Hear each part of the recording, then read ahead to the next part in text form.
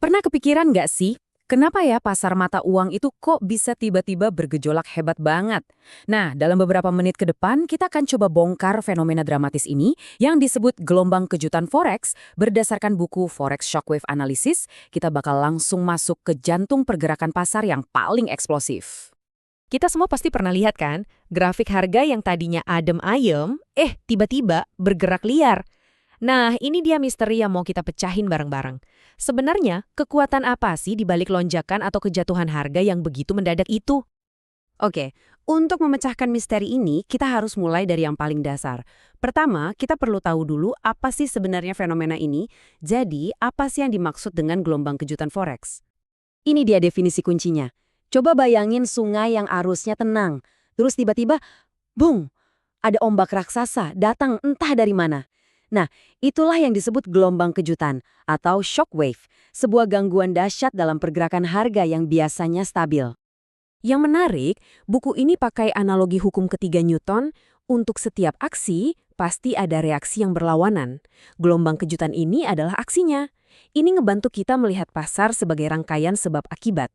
Jadi, kalau gelombang ini adalah aksinya, terus pemicunya apa dong? Nah, itu pertanyaan bagus. Ternyata, pemicu di balik gelombang dahsyat ini seringkali bukan sesuatu yang acak loh. Yuk kita selidiki lebih dalam apa yang jadi penyebabnya. Untuk menemukan pemicunya, para analis itu biasanya terbagi jadi dua kubu. Ada analis fundamental yang nyari mengapa harga bergerak, mereka lihat data ekonomi. Terus ada analis teknis yang fokus pada apa yang dilakukan harga, mereka mempelajari grafik. Nah, yang unik, analisis gelombang kejutan ini masuknya ke kubu teknis. Tapi lucunya, pemicunya itu seringkali datang dari dunianya analis fundamental. Dan ini dia petunjuk terbesarnya. Gerakan pasar yang super besar ini ternyata bukan kejadian acak. Sering banget, pemicunya adalah sesuatu yang udah ada di kalender kita. Pengumuman berita ekonomi yang terjadwal. Jadi, waktunya bisa diprediksi, walaupun arah gerakannya belum tentu. Coba deh lihat contoh ini.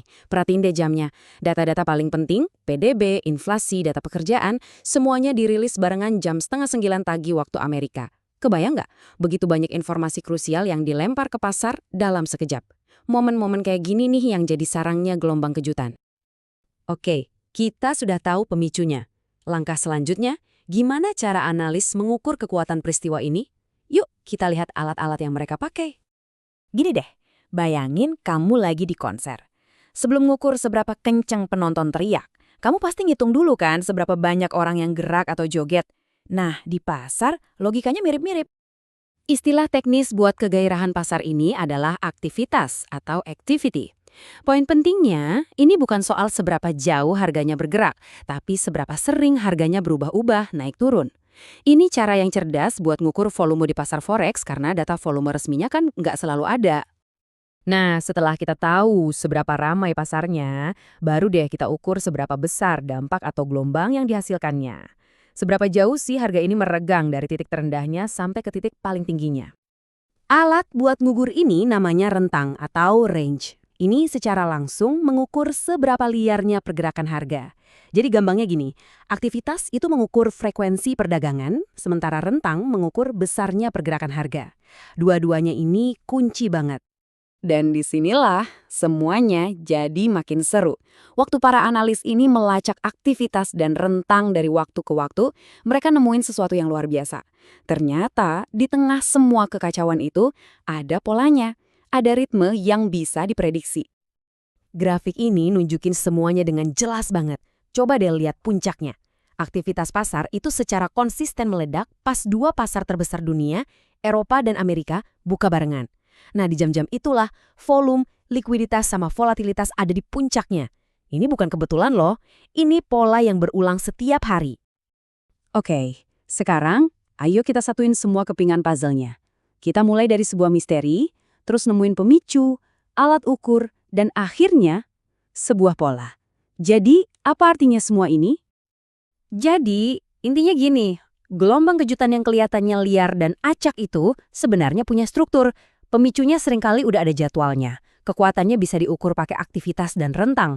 Dan yang paling penting, semua ini menunjukkan kalau pasar itu punya ritme. Ini benar-benar mengubah cara kita memandang pasar kan? Dari yang tadinya kelihatan cuma kekacauan, jadi sebuah sistem yang kompleks tapi bisa diukur. Di balik semua berisiknya, ternyata ada sinyalnya. Nah, ini dia pertanyaan pamungkasnya.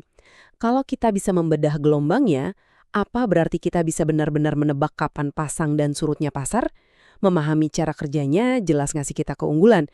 Tapi, apa memahami bagaimana sesuatu bekerja itu sama dengan tahu apa yang bakal terjadi selanjutnya? Pertanyaan itulah yang bikin pasar selalu menarik kan?